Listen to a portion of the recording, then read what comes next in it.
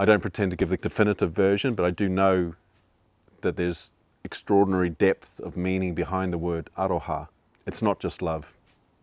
It talks about a deep compassion, a deep empathy, a deep sense of belonging, of connection.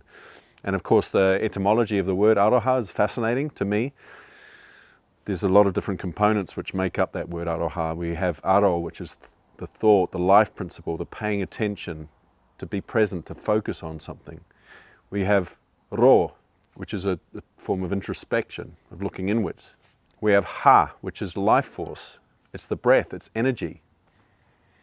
And of course we have Oha, which is generosity, prosperity, abundance and wealth.